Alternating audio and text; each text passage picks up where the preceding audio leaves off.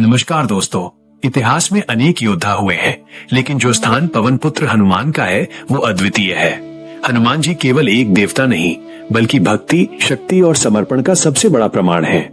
आज हम उनके जीवन की उस गाथा को जानेंगे जो त्रेता युग से शुरू होकर आज के कलयुग तक जीवित है। क्या आप जानते हैं कि स्वयं महादेव को एक वानर का रूप क्यों लेना पड़ा? चलिए इस दिव्य सफर की शुरुआत करते हैं। हनुमान जी का जन्म किसी साधारण घटना का परिणाम नहीं था। जब पृथ्वी पर अधर्म बढ़ रहा था, तब भगवान शिव ने विष्णु जी के राम अवतार की सेवा करने के लिए अपने 11वें रुद्र अवतार के रूप में जन्म लेने का निश्चय किया। माता अंजनी और पिता केसरी के घर पवन देव के आशीर्वाद से एक ऐसे बालक ने जन्म लिया जिसकी गर्जना से पर्वत डोल जाते थे। उनका नाम रखा गया अंजनी पुत्र। बचपन में हनुमान जी बहुत नटखट थे। एक सुबह उन्होंने उगते हुए सूर्य को देखा और उसे एक लाल मीठा फल समझ लिया। अपनी असीमित शक्ति के बल पर वे एक ही छलांग में आकाश को चीरते हुए सूर्य तक पहुंच गए। जब इंद्रदेव ने देखा कि एक बालक सूर्य को निगलने जा रहा है, तो उन्होंने भयभीत होकर अपने वज्र से प्रहार किया। वो वज्र बालक की ठुड्डी हनुआ पर लगा, जिससे वे मूर्छित हो गए। तभी से उनका नाम हनुमान पड़ा। वायुदेव अपने पुत्र की ये दशा देख क्रोधित हो गए और उन्होंने संसार की वायु रोक दी। तब ब्रह्मा जी और सभी देवताओं ने हनुमान जी को पुनर्जीवित किया और उन्हें अद्भुत वरदान दिए। अग्नि ने कहा, आग तुम्हें नहीं जलाएगी। वरुण ने कहा, जल तुम्हें नहीं भिगोएगा। और यमराज ने उन्हें चिरंजीवी होने का वरदान दिया। लेकिन उनकी शरारतों से तंग आकर ऋषियों ने उन्हें श्राप दिया कि वे अपनी शक्तियां भूल जाएंगे और उन्हें वे शक्तियां तभी याद आएंगी जब कोई उन्हें याद दिलाएगा।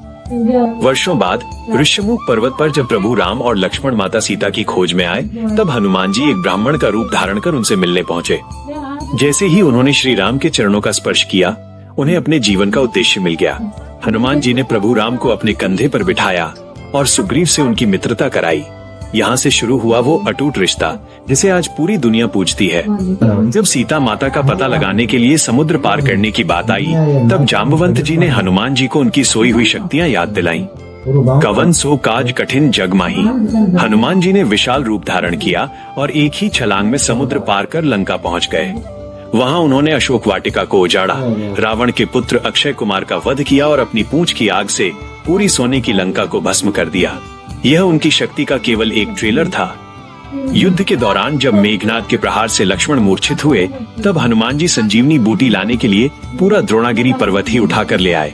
उन्होंने समय को रोकने के लिए सूर्य को अपनी कांख में दबा लिया ताकि सूर्योदय न हो और लक्ष्मण के प्राण बच सकें। उनकी इस सेवा को देख श्री राम ने भावुक होकर कहा था, भरत सम भाई, यानी तुम मेरे भाई भरत के समान प्रिय हो।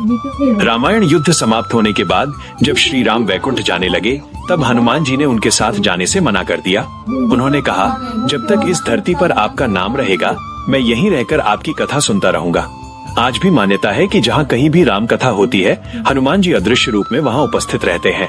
वे कलयुग के एकमात्र जागृत देवता माने जाते हैं, जो अपने भक्तों की पुकार तुरंत सुनते हैं।